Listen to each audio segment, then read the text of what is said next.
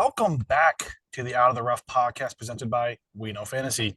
As always, my name is Nate with We Know Fantasy, and joining me as always is my co-host Jake. Jake, how are we doing today? We're doing good. We're doing good. How about yourself?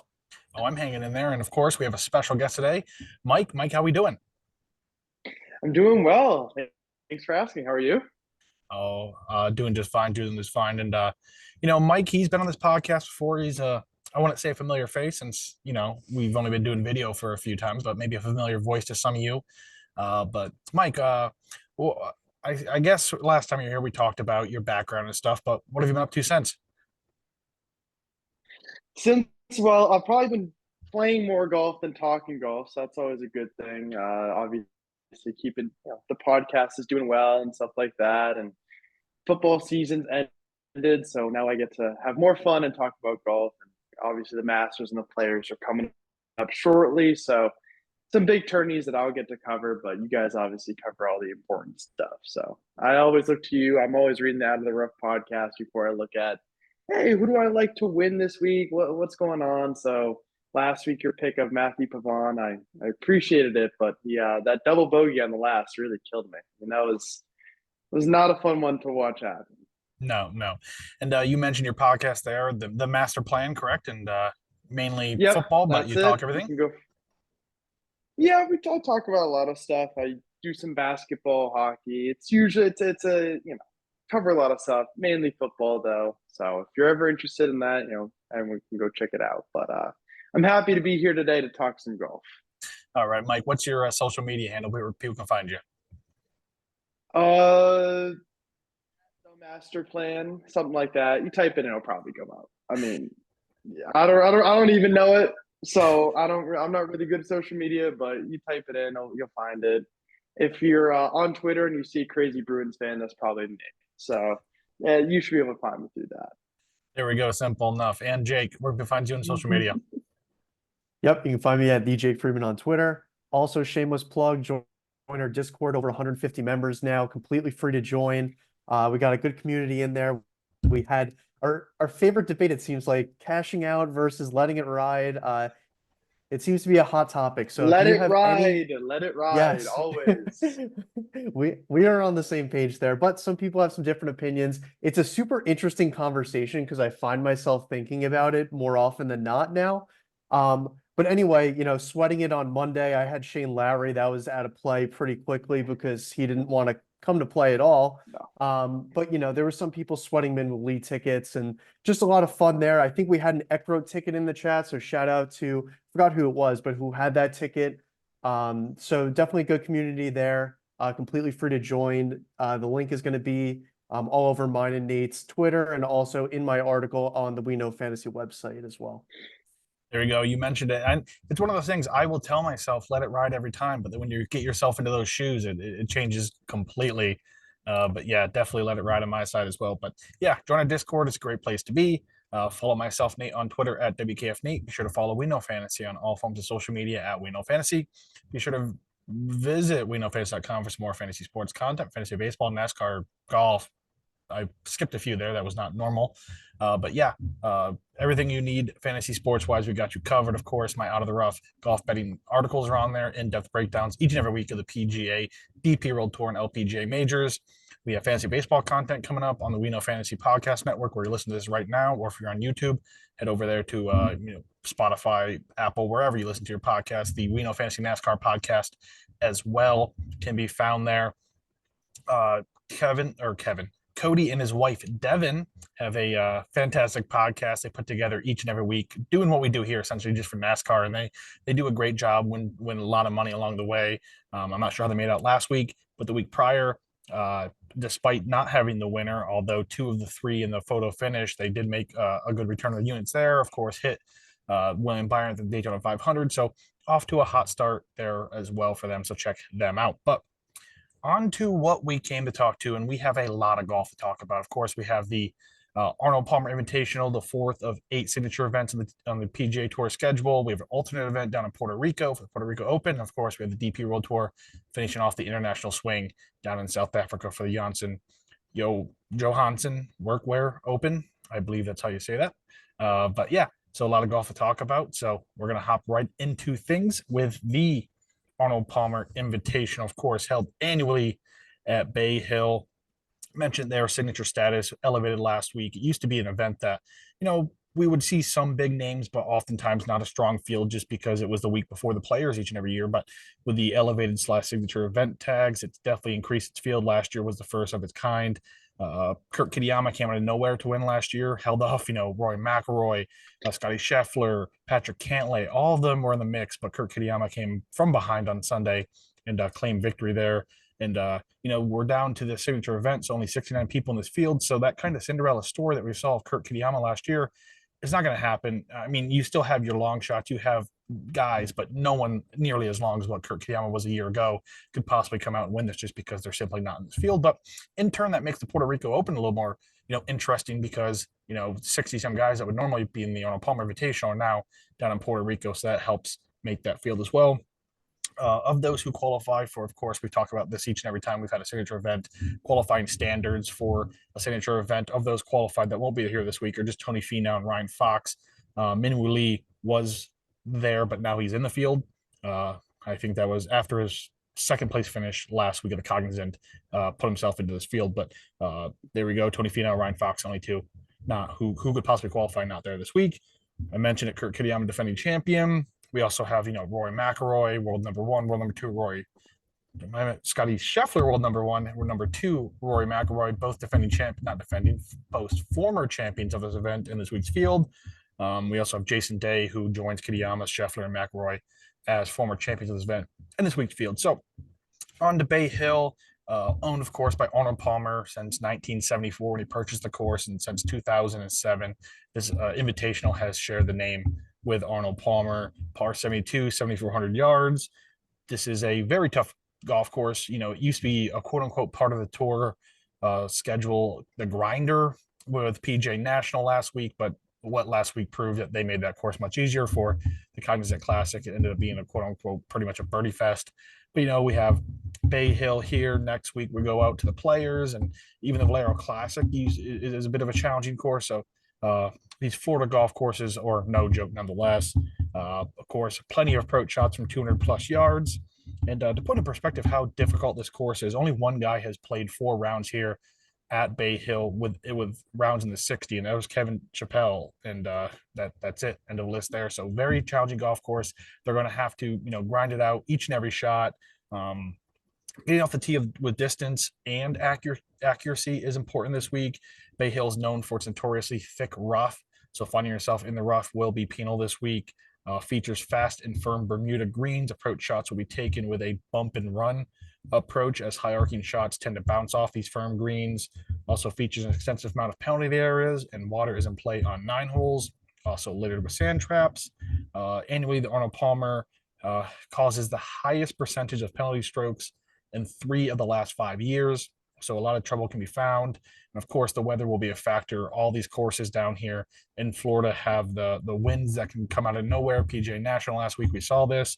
No matter what the forecast does say, winds will be a factor nonetheless. But beyond that, we know what we're getting this week. This is a course we see each and every year. Nothing really crazy about it, or not crazy about it, but in the instance of going any further about a breakdown, the same old Bay Hill, challenging, a lot of penalty areas, a lot of trouble to be found. So, Jake, anything I forgot to mention about this course you want to add here?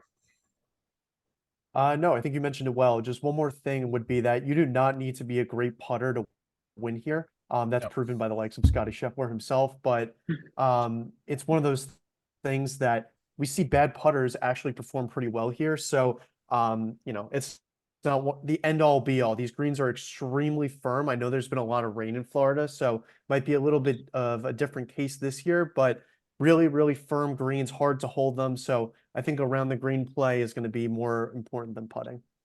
All right, Mike, anything you want to add here? No, it's going to be a fun weekend. That's all I have to say. There we go. It's going to be a great one. So on to our DFS suggestions. So each and every week we have 5 monetary categories on DraftKings pricing: the $10,000 plus, the 9s, 8s, 7s, and 1,600 below. We'll each pick a golfer in each price range and chat about it. Simple enough. So I'll just kick it off here with a $10,000 price range. And, in the weeks past, Jake, you've been the one to go to the top of this price range, argue that the ownership may be low because of the, being clear at the top. But I'm going to join you this week. I'm going Scotty Scheffler, right? You mentioned it. There's no need to be an excellent putter to excel here. He's a former champion. Uh, Everything else about Scotty Scheffler's game is going to, line up here. Tee to green, quote unquote, God. He's amazing with the approach, long distance or long irons. Everything about Scotty Scheffler's game is made for Bay Hill, and he's pretty much a lock for a top five in my opinion. I'd be more shocked if he didn't place in the top five than he did in the top five this week. But yeah, I mean, he's got to win at some point, right? These numbers are too insane to not win. Of course, it's a putter that keeps him out each and every week. He has to win soon. And again, 69-man field, you have to have the winner in your DFS lineup, no matter the ownership, in my opinion, this week. So I'm going to the top, going to Scotty Scheffler. Yeah, and you beat me to it because that's exactly who I was I going to figured. talk about. So I think you covered it well. It's one of those that this is a safe play, and we're going to talk about it later because we spoke about it before we hopped on the podcast. But I think the tens and the high nine range is going to be super popular this week because of a pivot option in the 6K range. So I'm a little nervous to play, any of these guys in the tens and even nines.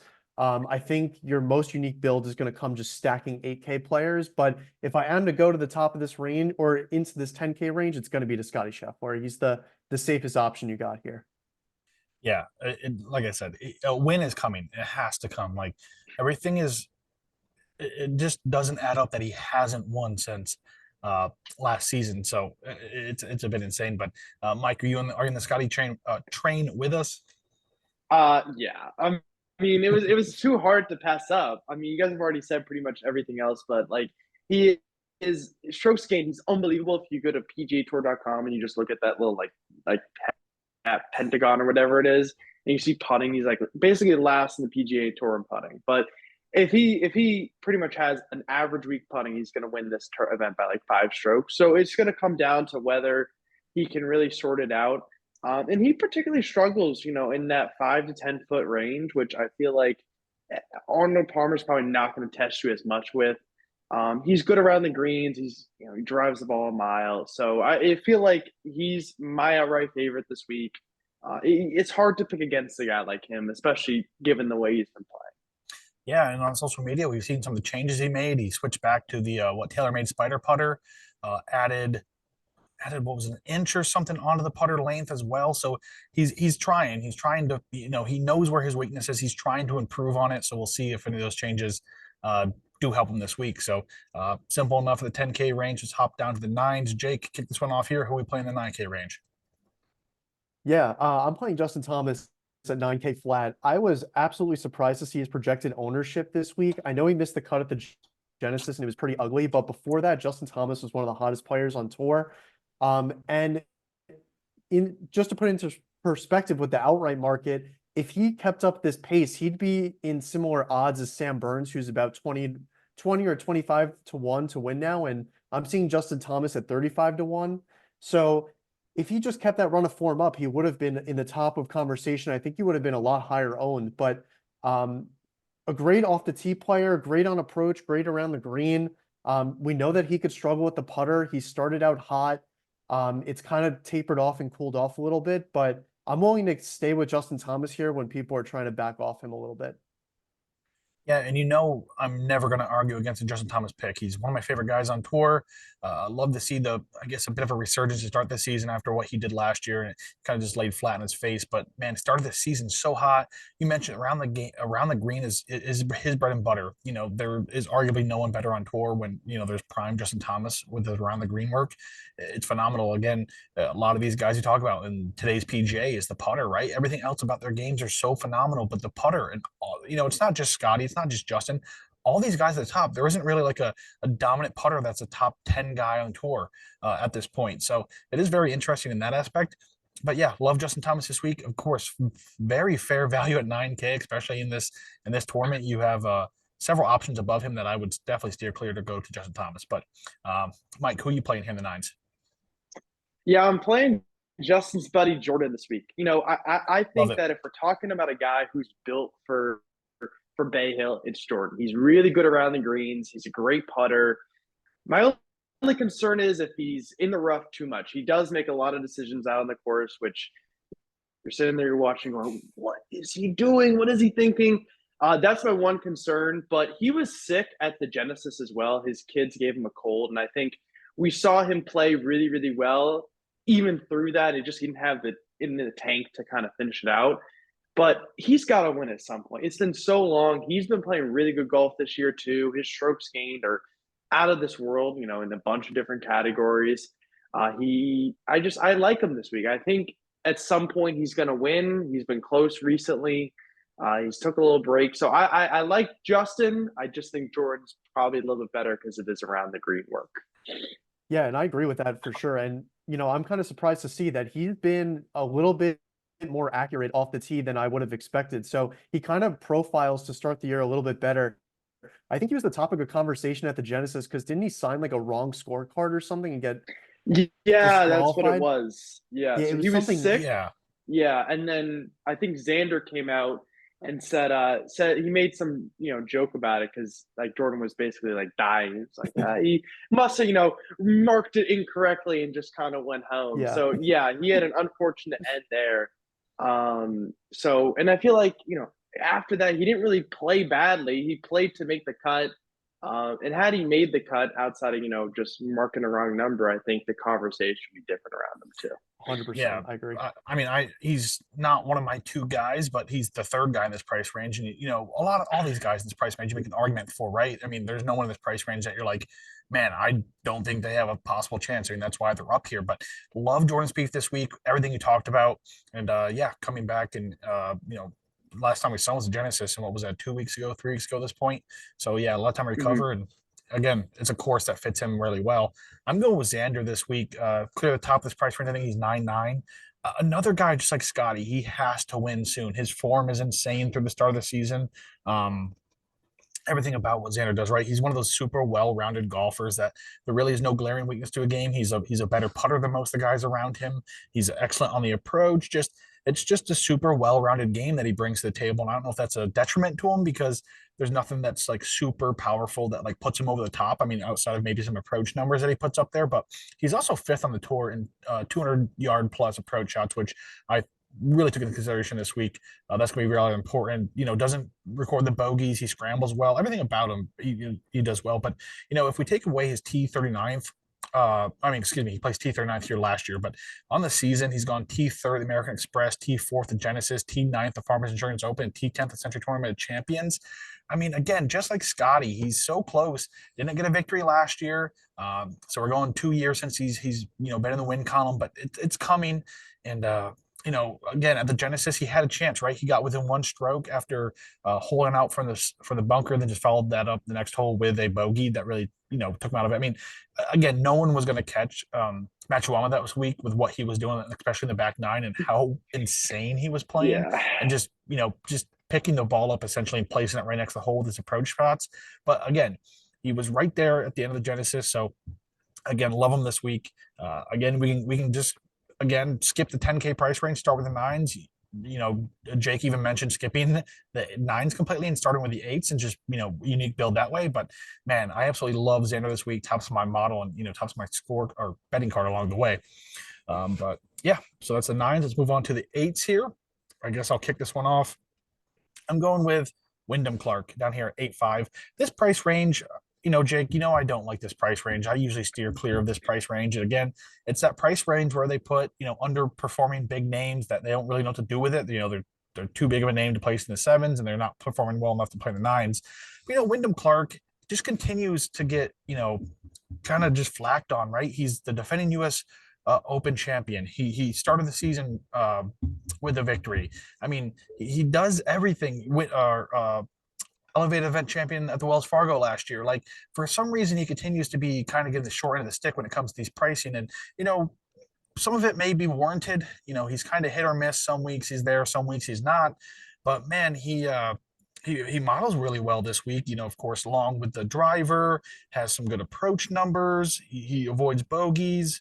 a quality putter actually with the flat stick. Everything around him really does check the boxes. Again, the only, I guess, red flag I have for him is the approach shots from 200 plus aren't really where I'd want them to be when it comes to Wyndham Park. But again, uh, you're here in the 8.5, so there's going to be a little bit of a red flag when it comes to these guys. We're getting off the top tier guys at this point, but man, Wyndham Clark continues to kind of get the short end of the stick, and in that instance. But again, I'm going to play him at 8.5. I like that value, and I'm assuming his ownership won't be too much with some of the guys around him here. Yeah, I think Wyndham Clark, his ability to just win out of nowhere is what makes him special and what makes him valuable in DFS and outright. Like he came in with no form, won the Pebble Beach, then kind of lost that form completely again. So, he has that high ceiling to be able to win. But he does make cuts and he can garner you some DFS points if you need that. But going to my selection here in the 8K range, I'm going to Tommy Fleetwood at 8,800. We haven't seen much of Tommy this year, and I know that this isn't an outright. I'm not endorsing a Tommy Fleetwood outright on the PGA Tour because that might never happen for as Ever. long as we live. It's pretty hard to watch, but that being said, this guy litters top 10, top 20 finishes. And he's above average in all the statistical categories I'm trying to look at here. He's extremely accurate off the tee. He's great with his irons, and he's an above average putter. At 8,800, I think a lot of people are just going to, pay up into the 9K range here, and maybe skip over Fleetwood. But I love both the Englishmen in this field, Fleetwood and Fitzpatrick in this range, I meant, to play well this week. So I'm going to go with Fleetwood here. Yeah, I mean, again, Fleetwood is one of those guys that he's going to be there.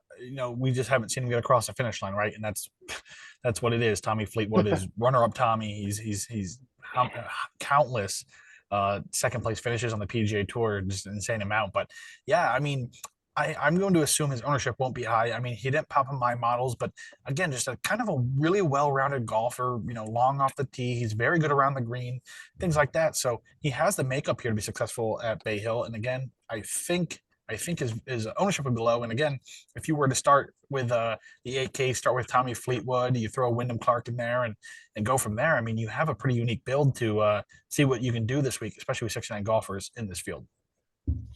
Yeah. All right, Mike, who's your play?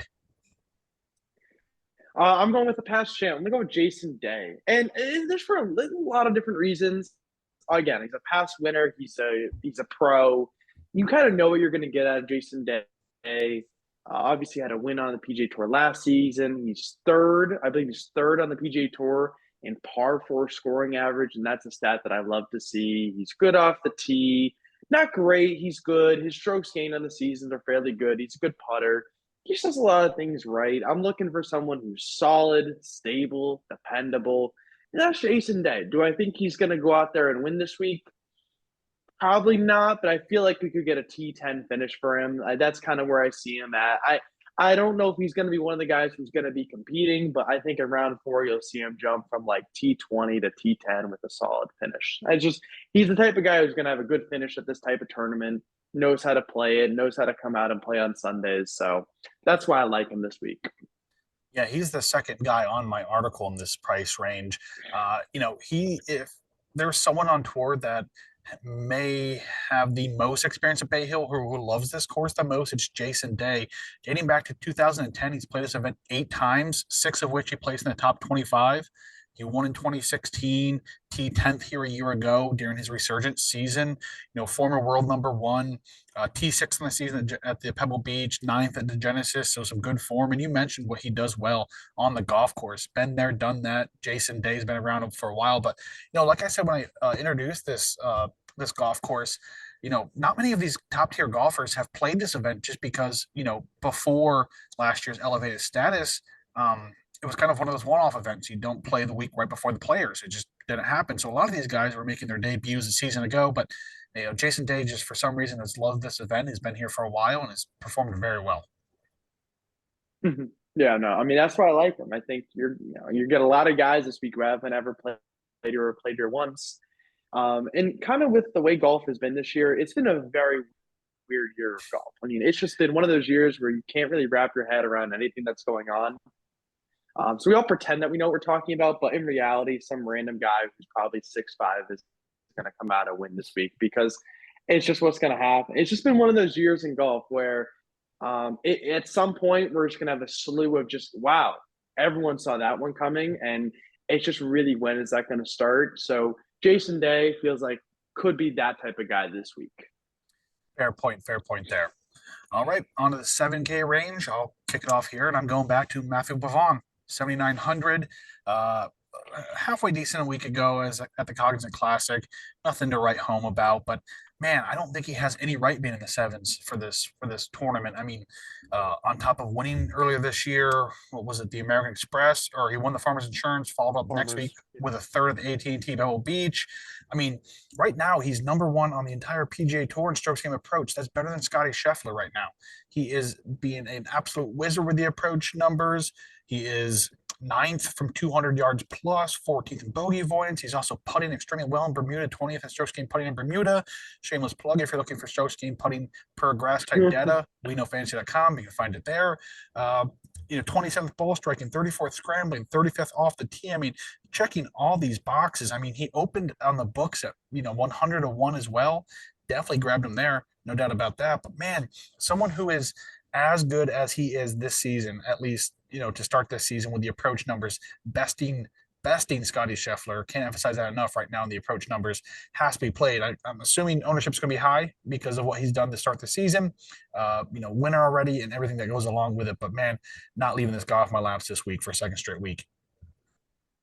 Yeah, I haven't projected between 6 and 9% ownership. So, Not right bad. in that sweet spot in this 7K range. Yeah, not so bad. And like you, how do you not take him at 100-1 with how he started this season? So I'm on him on an outright as well with you. But going to my pick in the 7K selection, I'm going all the way to the bottom again. I'm going with Luke List, 7K flat. Oh, I you're mentioned becoming like earlier. the head of Luke List fan club. I mean, I'm not a huge, like, before this, I don't think I ever bet him, but with how he has turned around the putter, I'm intrigued because, I mentioned before, you don't need to be a good putter to win here, but it certainly doesn't hurt.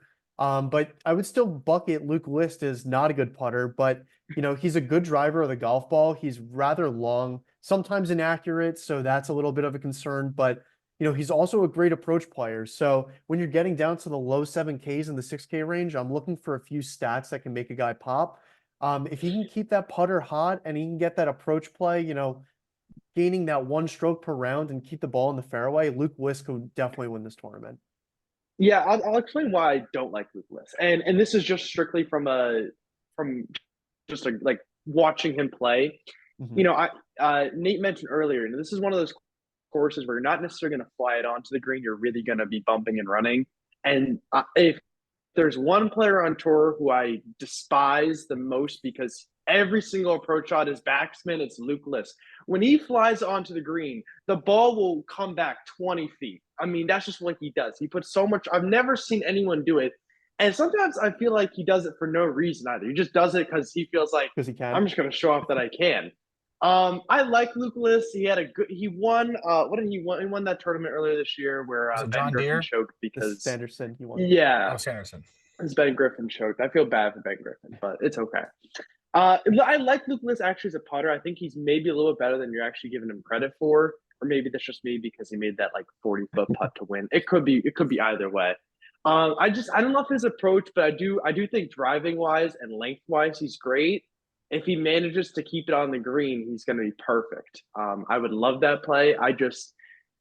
That train is not one I'm getting on this week, unfortunately. For me this week, I'm going to go with Harris English. And I don't really have any good reason why, but he had a really good finish at the Genesis. He's one of those guys who just, again, he goes out there and plays. He doesn't do anything crazy. He's not like a great putter. He's not super long.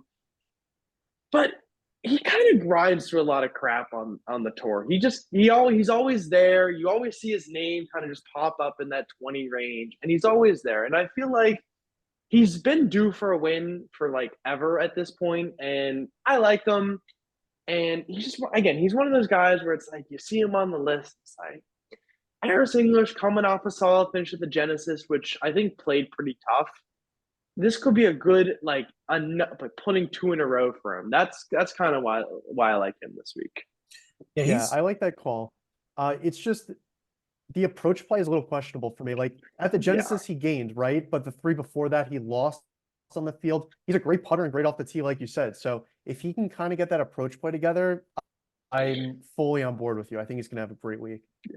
Yeah, I was going to say is Harris English is just one of those guys that, you're watching on Sunday, in the leaderboard down in the bottom right-hand corner, and all of a sudden, like, number 7 or number 8, there he is. Like, it's never number 1, number 2. It's just all of a sudden, they're not showing live coverage of Harris English. It's just all of a sudden, you just see the ticker click over and it's number 8 is Harris English. So, yeah, never a bad play there. Like you mentioned, just a kind of a grinder of the tour, right? He's just always there. And again, we're not always going to be able to pick a winner in DFS because only one guy can win, and we're playing at least 6 guys. Not at least we are playing 6 guys. You can't play less than that.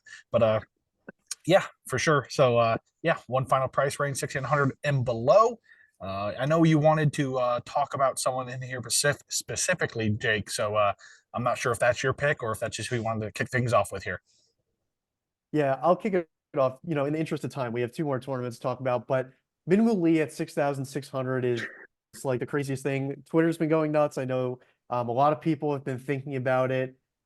To play Minwoo Lee at 15-20% in the 6K range or to not. Personally, I play multiple lineups, so I'm going to play him in a few and not play him in in some others. But for me, Minwoo Lee, I mean, last week he was phenomenal, right? He came from behind to finish T2. He gained across the board. You know, some really bad course history here, right? In his last 2 years, he missed the cut like pretty miserably here. So the course history isn't there, but the recent form is. To see a guy of that caliber at 6,600, he's way better of a golfer than he was the past 2 years.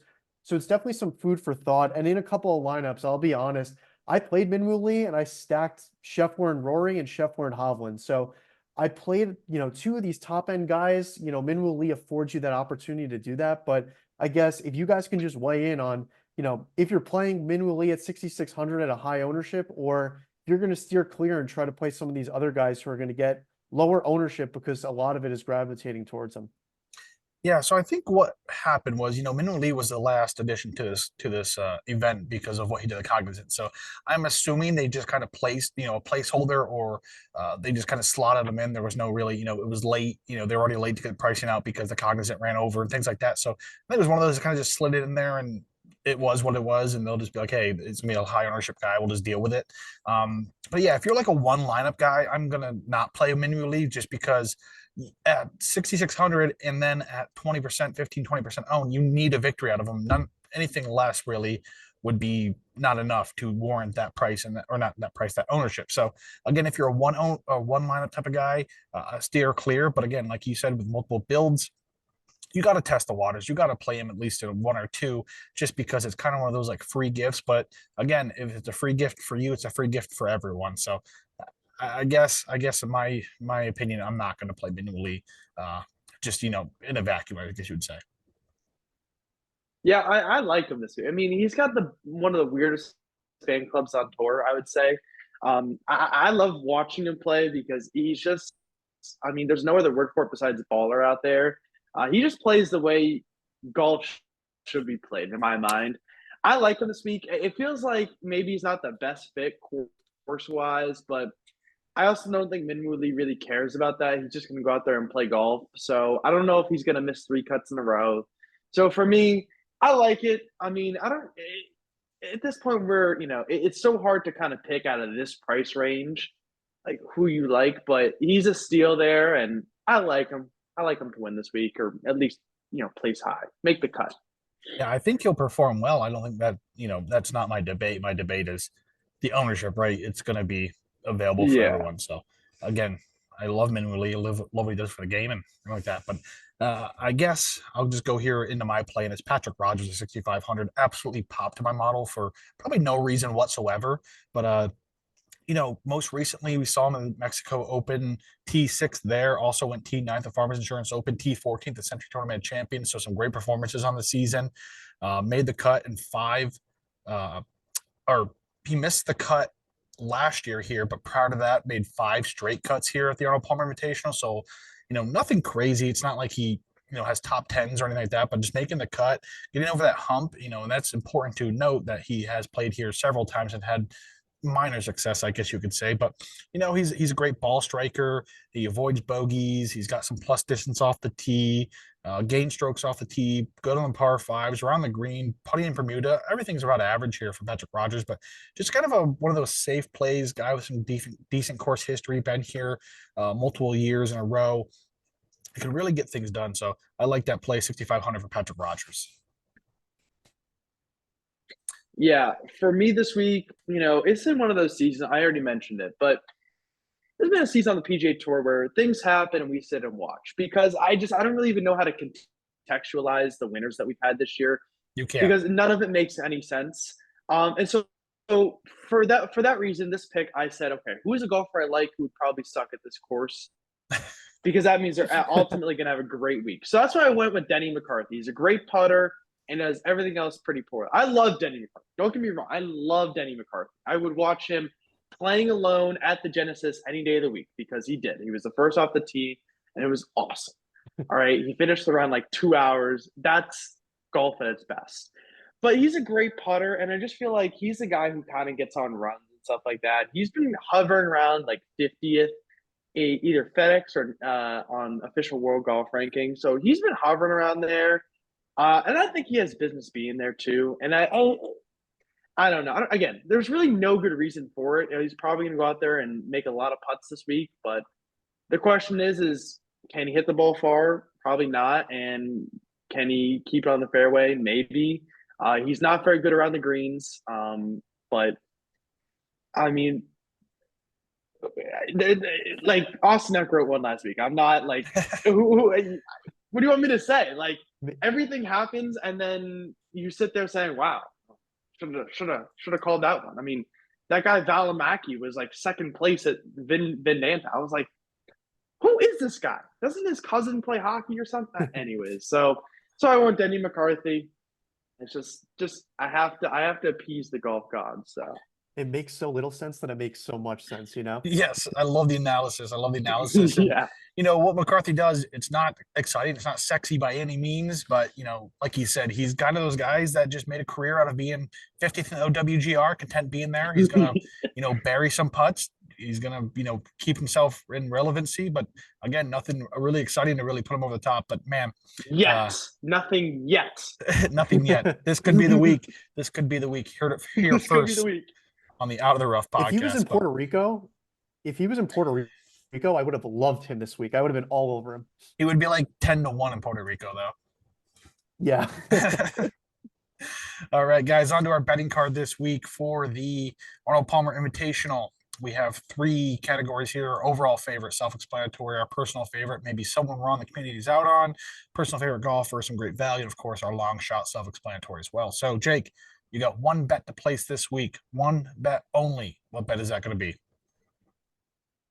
It's got to be Will Zalatoris. I know that I'm a homer for him. He's in some great form. No. And everyone last year was on him.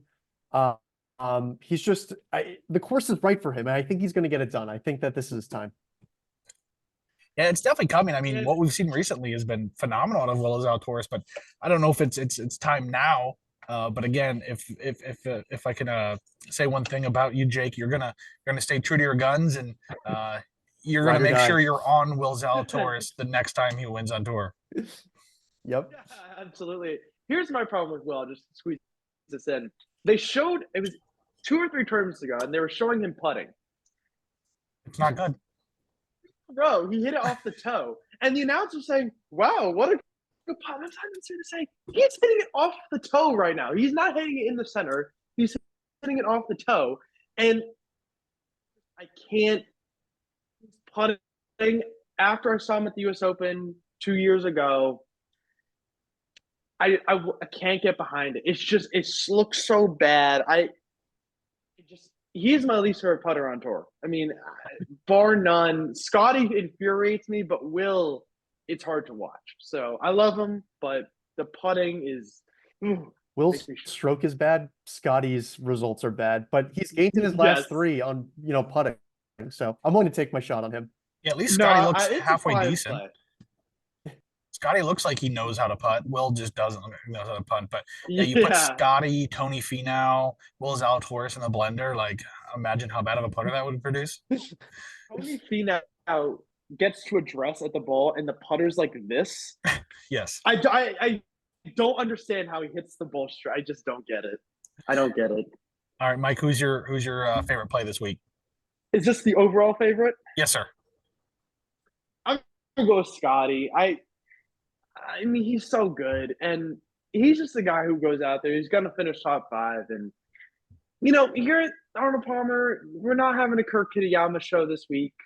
If it happens, I think I'll just retire from talking about golf because, I mean, at this point, there's just no reason to keep talking about it. Unless it's But McCarthy. he's so good, and on Sundays, he's unbelievable. I mean, Sunday Scotty is like, it's so great that we have Sunday Scotty because you just know he's going to be grinding his way up the leaderboard if he's already not at the top. And he's probably the best guy with a lead on tour. I'd say no one defends a lead better than he does.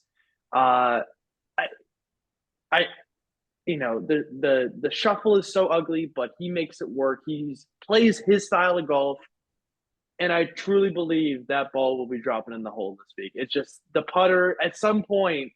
Probability states that something's got to change. So, new putter, new look. Hopefully, someone will be yelling at him as well. I mean, I don't know. He's my favorite. Yeah, it's going to happen. And you mentioned it with the run of random winners we've seen this season. I think it levels out at some point, and we just get kind of bored with, Scotty, Rory, Victor just winning for a while, just a random I would stretch love of. that. I think it's coming. I think it really is coming. Just some chalk guys for a while here, like maybe through the Masters even. I think we're going to see stuff like that. So I think it's coming. And Scotty Scheffler, very well and should win this week. I'm going Xander this week, 14-1. That's my number on him. I just love what he brings to the table. And just like Scotty, I mean, he's been so close, and it's going to happen at some point. So I've already talked about him once. So we'll move on from there. So on to our personal favorite golfer, favorite value, something like that. So Mike, who are we playing here? Yeah, I already mentioned him. I'm going with Jordan Spieth this week. He's like one of my favorite players on tour. The strokes gained this year, it's actually, his metrics are so much better, and it's so crazy that he hasn't won yet with the metrics that he has.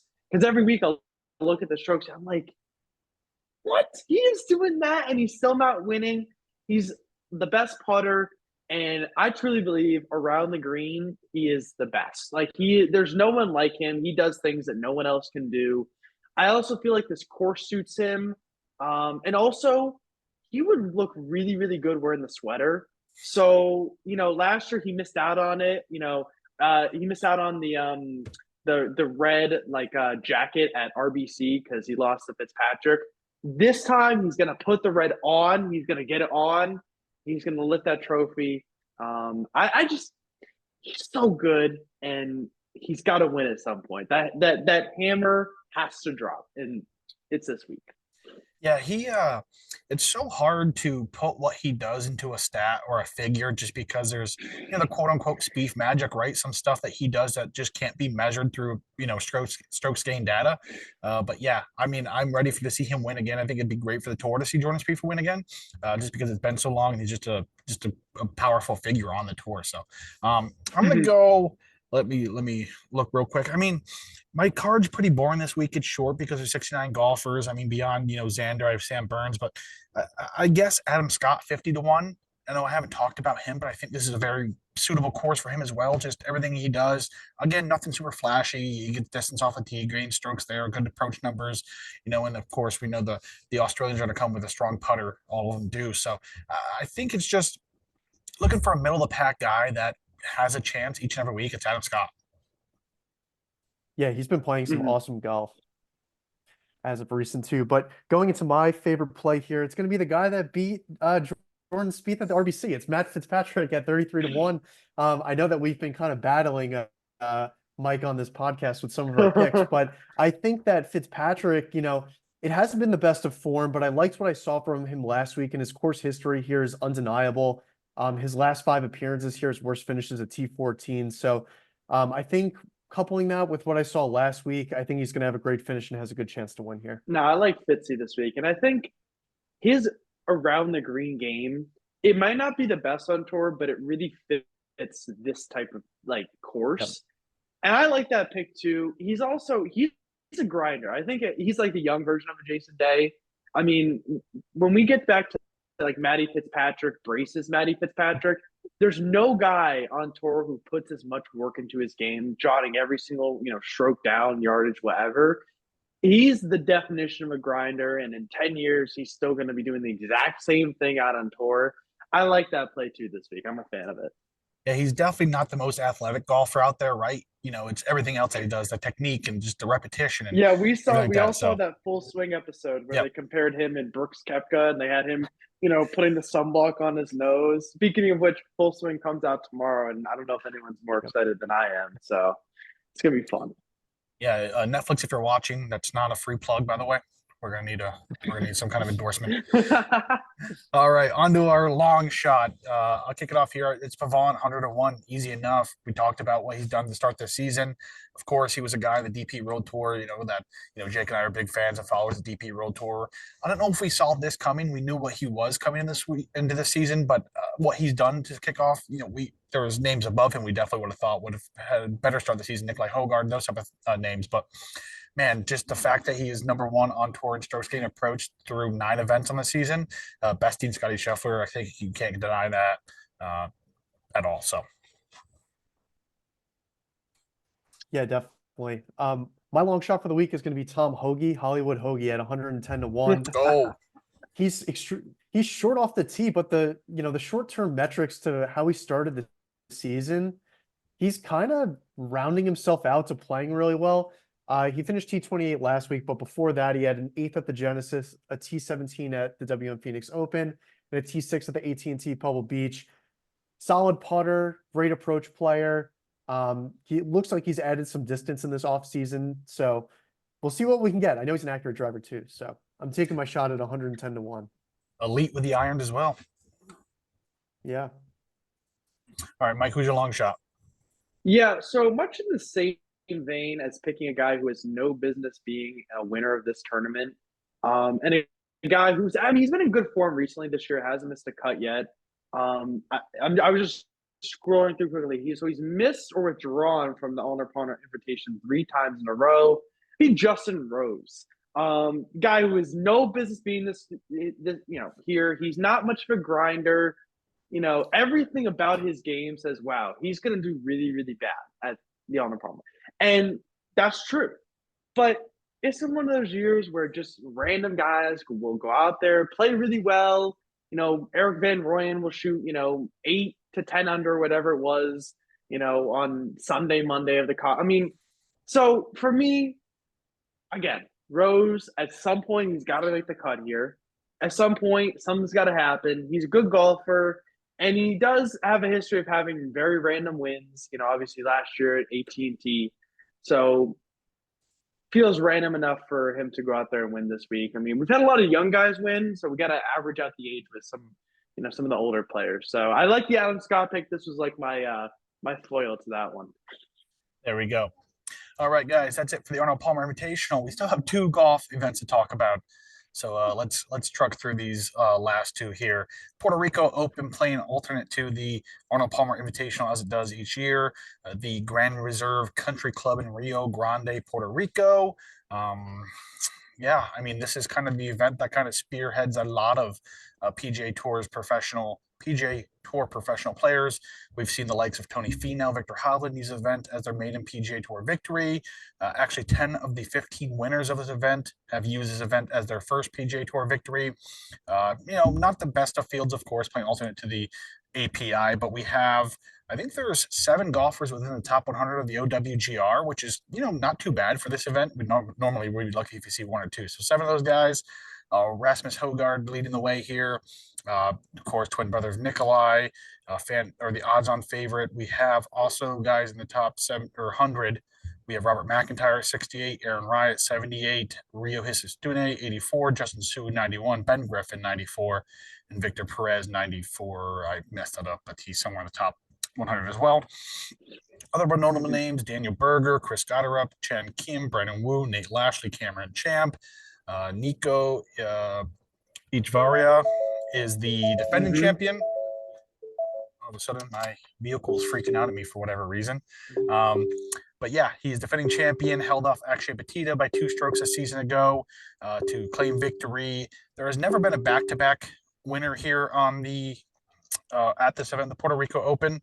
Looking to become the first one to do that. Usually, you win the Puerto Rico Open and you kind of advance to the API.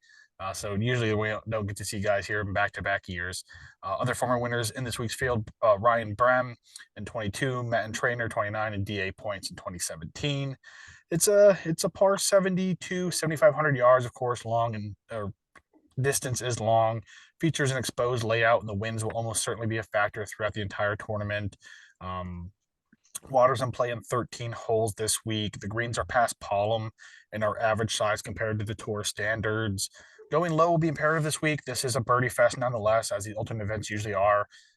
This is a pretty bland course to sum it all up. It's kind of just go out there, get your birdies, and go home. So that basically sums it up. So yeah, anything about this course you guys want to add? I did not. Nope. Yeah, I would just like to say, with these Birdie Fest courses, it is one of those courses where you watch the guys and you're like, wow, I would love to be there right now. I don't forget about Bay Hill. I want to go watch this. It's nice. It's sunny. Probably getting around afterwards. So, yeah, Puerto Rico, I'm excited. I won't be watching, but I'm excited to, see the results afterwards, I guess. All right, so on to our betting card this week. I have 5 guys. I mean, we'll just truck through these real quick. I don't think we need deep analysis on any of these guys. But yeah, kicking off, I'll just go first here. Brennan Wu is my favorite guy. 30-1 is where I have him. He is, I looked a lot at green regulations just because you got to get yourself on the green and get yourself set up for a birdie chance in these birdie fests. So love that. He's also a confident putter, 35th there. Good approach, avoids bogeys. 16th and birdie or better. Talk about that. Missed the cut last week at the Cognizant Classic, but T13th in Mexico, T18th at the Sony Open. Again, just a kind of a ho-hum type of play. I mean, none of these guys are super exciting guys, right? But yeah, Brandon Wu's my favorite. There are a few. All right, Yeah, Jake. definitely. Yeah, I just bet some of these guys that, have impressed me on the PGA Tour to start the season, and none other than Chan Kim at 33-1. That's my next guy. T8 So in Mexico, a T14 at the American Express, has putted well to start the year. Just a very well-rounded golfer. And in a weaker field in Puerto Rico, what better time to take a shot on a guy that you like that you'll never bet on the PGA Tour? So Chen Kim for me at 33 was good enough. yeah, I'm right there with you. I have him at 35. But yeah, you mentioned it. So some of these times when I go through these alternate events and then I find myself finding names like that on regular events, and I'm like, what am I doing? Like, why am I why am I betting a Chasson Headley somewhere or something like that when he's playing in these alternate events? But yeah, so yeah, I mean, started my car with Brandon Wu and Chan Kim, so right there with you. Who's your top play here, Mike? I don't really know if I have a top play. I just kind of listed a couple guys that I was liked. But I guess, my top play or one of the guys I like a lot is Henrik Norlander. Again, no particular reason. He's got, hasn't had a great season this year, but did have a solid finish at the Danta this year. He's a good player, good young player, and well, actually, he's not that young. He's 36, but experienced rather, seasoned veteran of some tour, probably DP. But he's a good player, fun guy, and I'm really into. This will become evident. I'm really into like the Europeans, Northern Europeans this week. Figure warm Puerto Rico. Let's get the cold guys who play in the cold. So that should definitely work out very well. Yeah, I mean, a lot of these guys, unless you looked into them, you don't have a lot of information at the top of your head. Of course, Norlander's been around for a while and is a guy that can get yourself some birdies in a hurry. So like that play. I guess we'll keep rolling through here. My next guy, we went through. I have to go with the hometown guy, right? The Rafael Campos, 55-1. I mean, what's there not to like about him this week? We're playing in his home country. He's a monster off the tee. He's one of the he's 6th on tour in strokes gained off the tee. He is 20th in average driving distance. He's also 35th in green regulations, 41st in approach. Putting isn't that bad. 113 strokes gained putting. I mean, 183 for golfers qualify right now. So, can spike to even is where he needs to be this week. not a ton of success. Made the cut in Mexico, T20 at the Farmers Insurance Open. But again, just hoping that, like we saw with Nick Taylor last season, just I'd love to see these guys win their nations open just because of the feel goodness of it. And, the celebrations that would follow if Campos were to become, the Puerto Rico's Open champion. The question is, who gets tackled by a security guard? That's the only question. So. Yeah, I don't know if there's many other Puerto Ricans in the field to join him in celebration.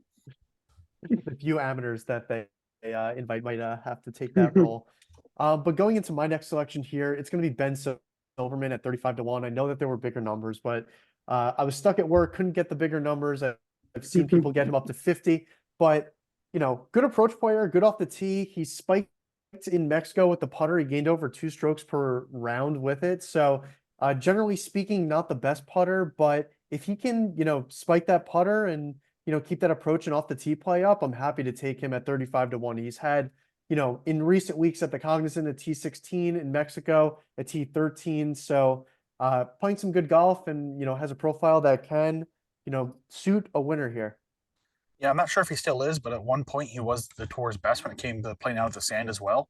A lot of sand bunkers here in Puerto Rico, so that can go a long way. I don't think people think a lot about that stat when they do their breakdowns, but I mean that's crucial. I mean, some of these times you're finding yourself in bunkers on almost every hole, so being able just to at least save par from those places rather important. All right, Mike, who's your next play here?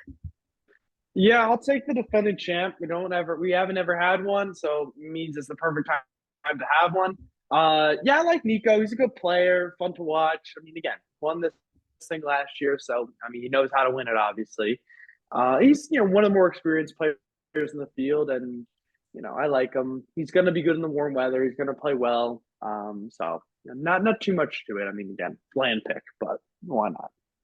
It is what it is at this point, and all these guys were getting to the point in these price ranges where, again, we saw Nico win last year, 100-1, 110-1, wherever he was. I mean, so a lot of these guys, it's a crapshoot. I mean, anyone can really win this. It's not like there's clear cut favorites, and Scotty Scheffler's and Roy McIlroy's the world in this tour, so or in this field. So, my next guy is Hayden Springer, 80-1. Again, very similar build to what Campos brings to the table. He's long off the tee, gains distance off the tee, a competent, approach game. But what really intrigues me about Springer this week is he's also a very good putter. He's currently 8th on tour in strokes gained putting. So combined with that long distance and gaining strokes off the tee, he's gaining a ton of strokes on the green. And this is a type of a field where eating those greens up can go a long way. If you can get yourself plus distance and get yourself in the green regulation, and you start burying these putts, you can jump this leaderboard in a hurry. So Springer to 81 was a number that I jumped right on when I saw this to start the week.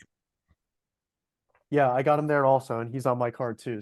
So I definitely like that play. But going into my next guy, it's going to be Parker Coody. It's one of those that, this is kind of where Akshay had his maiden, his win, right? I'm pretty sure it was in Puerto Rico.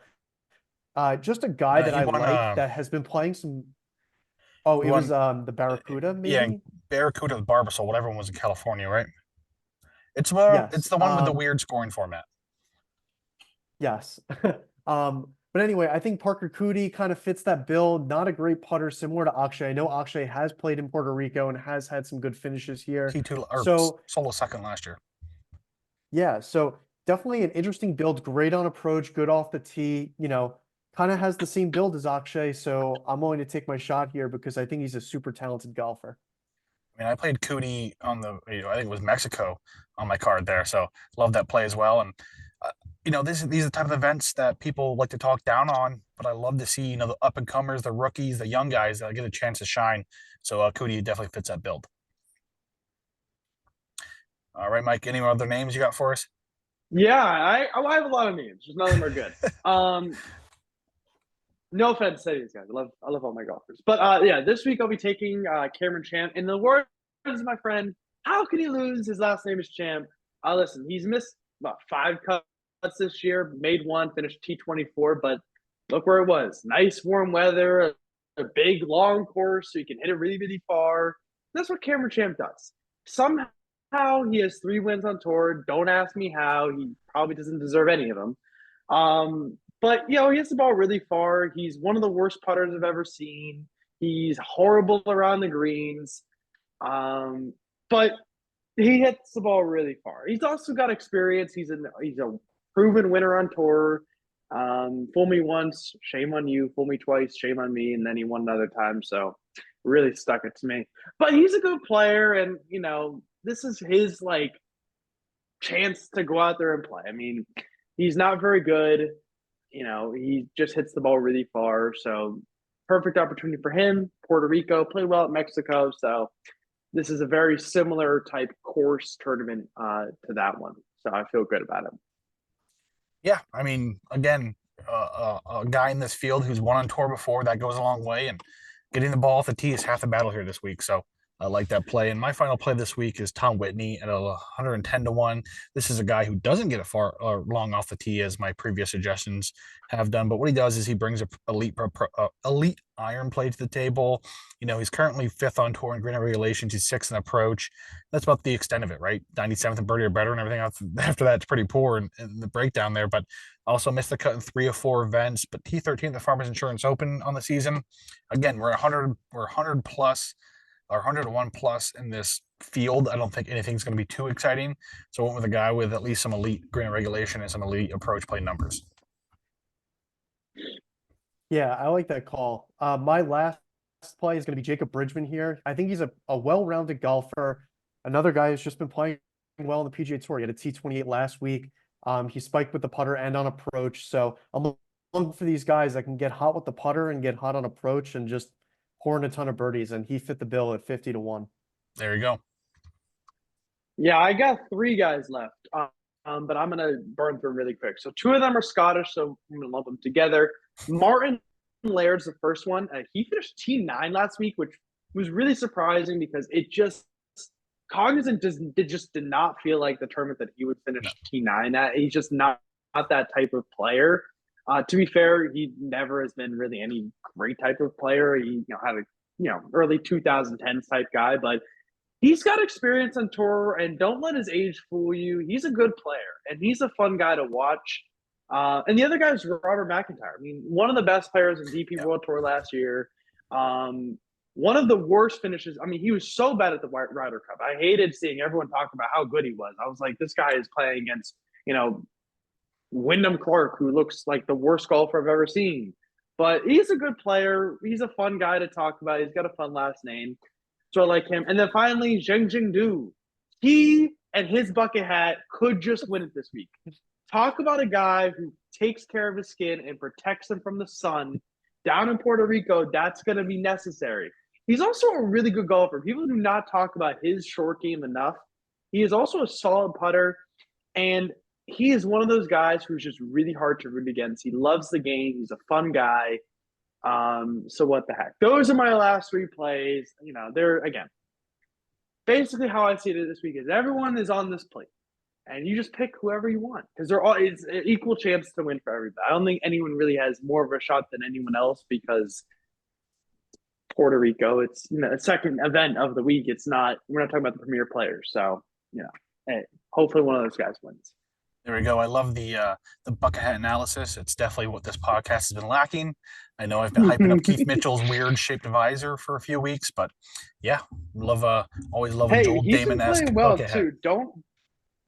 Don't hate on the visor, man. Keith No, Mitchell I'm not. All right.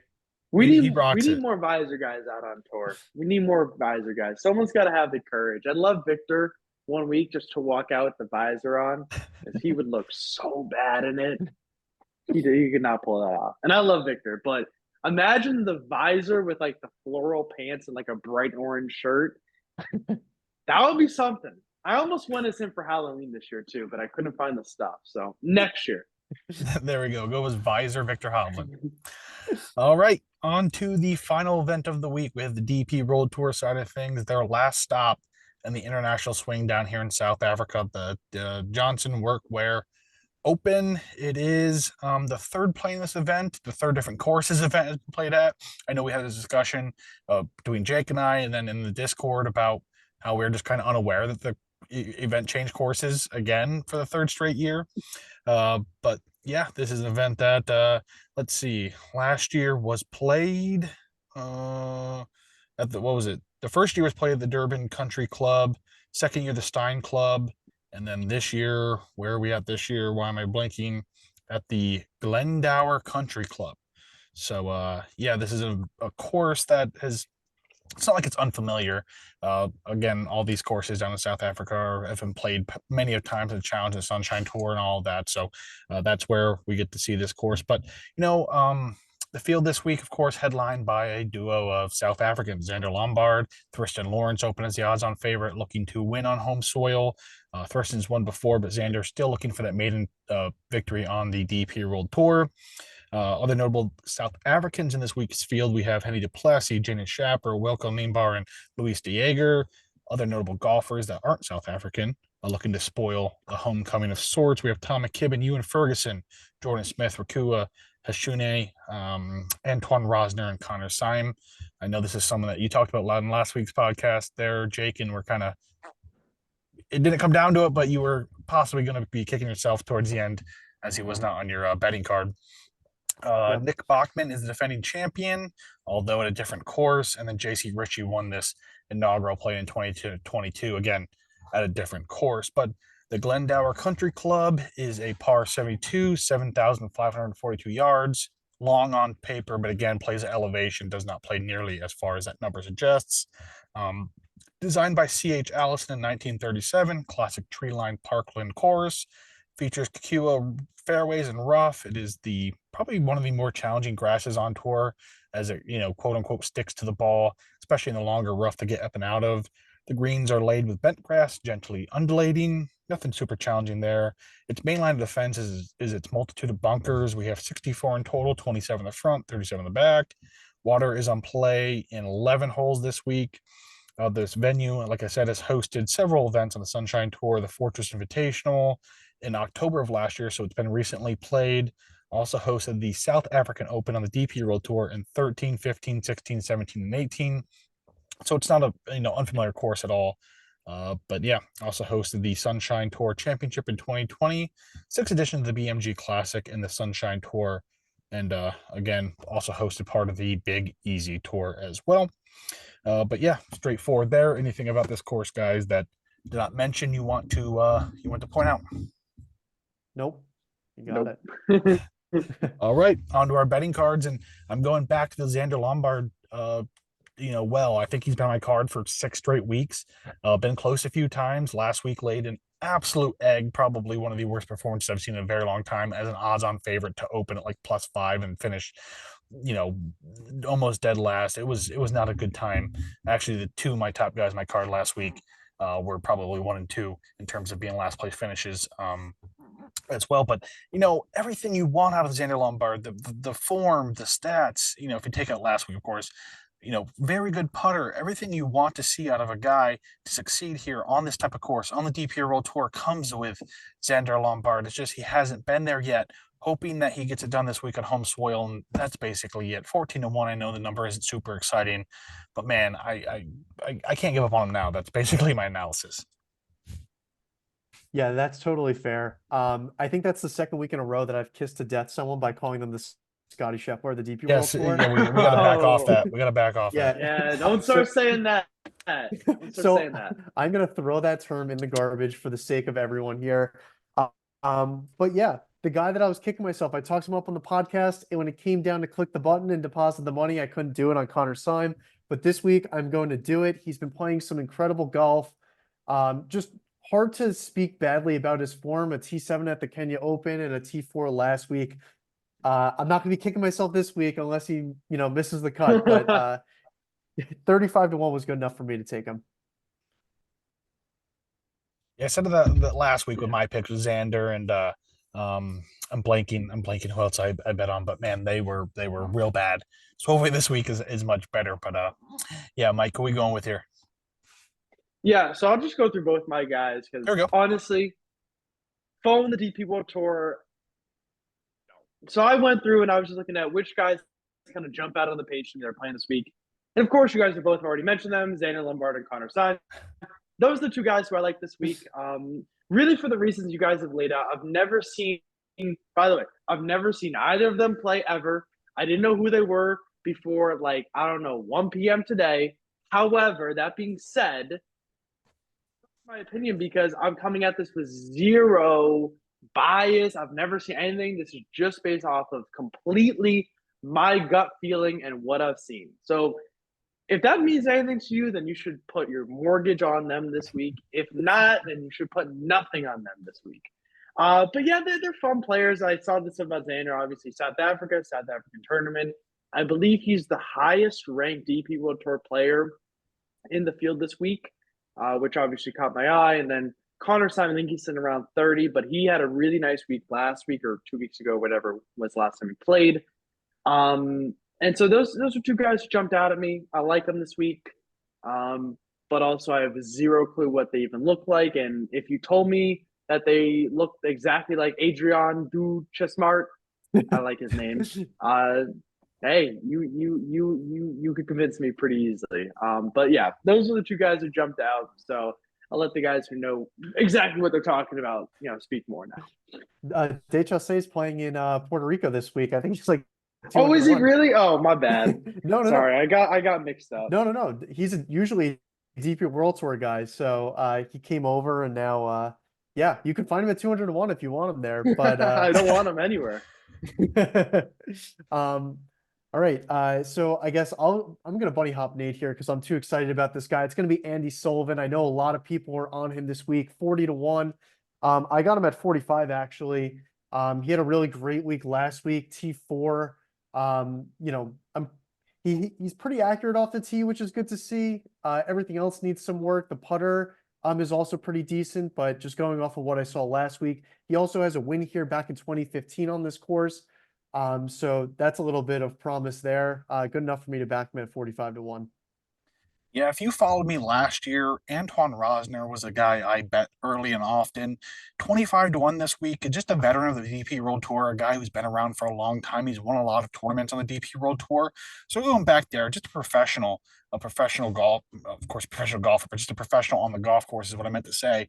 16th in birdie or better percentage. He's 19th in green regulations, 22nd in par fives and three putt avoidance. He's 29th in tee to green, 35th in putting. Just always a well-rounded guy. He's going to check all the boxes for any tournament, no matter how you try to, skew the stats to get him away from there. He always pops in my models, especially last year. So going back to him there, and outside of a pretty poor week last week of the SDC with the T66, he had a 3-week stretch.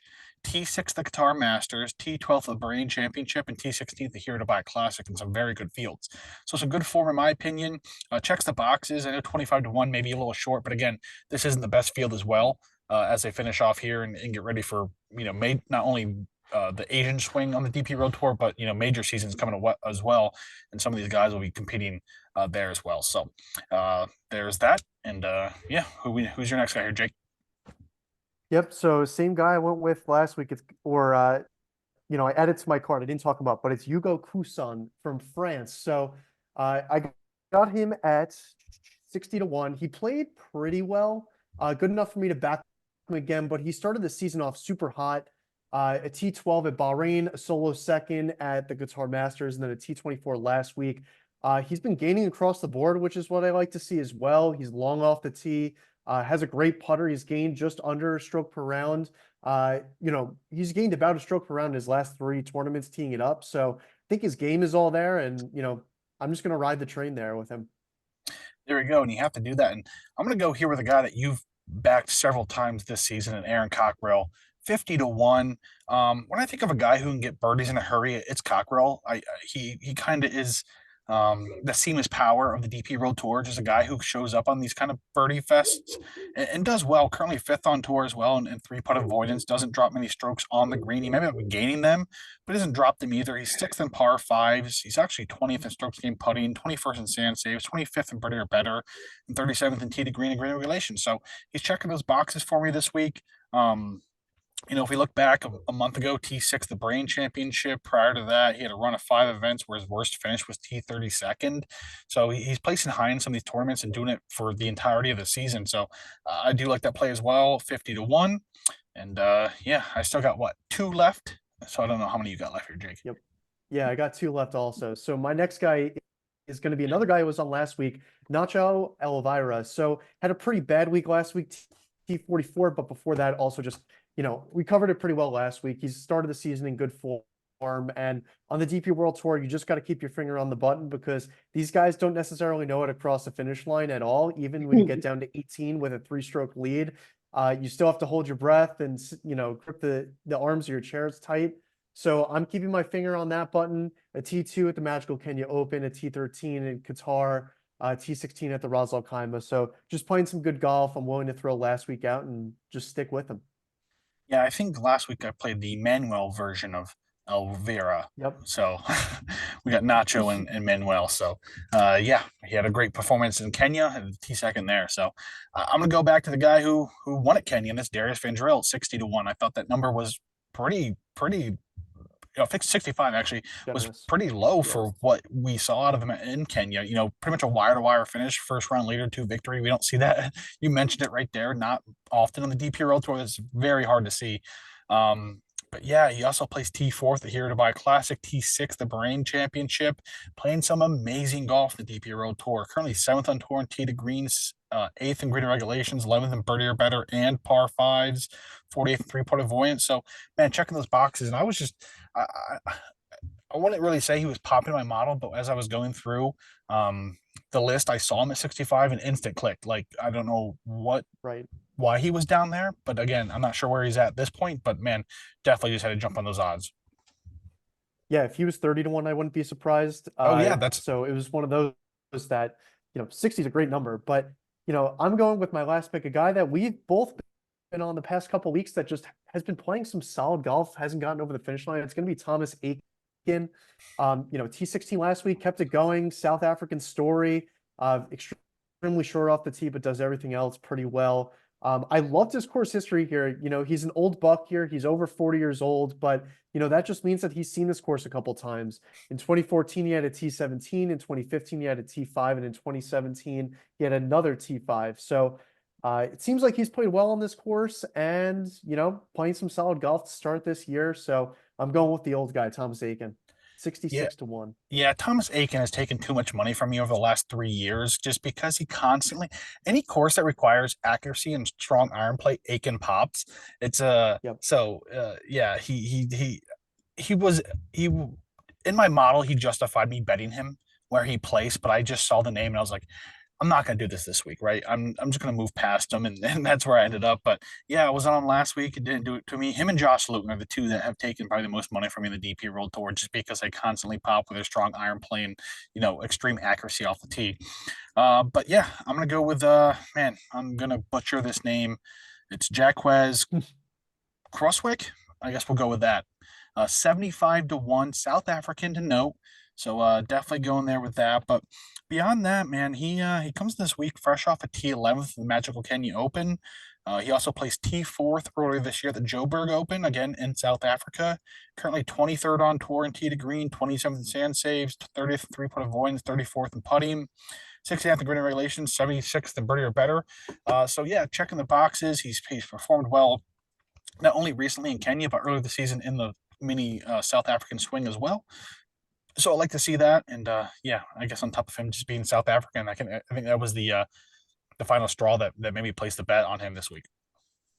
The last time he played this course, he finished T4. So back in 2018, obviously, but still course history is there for him as well.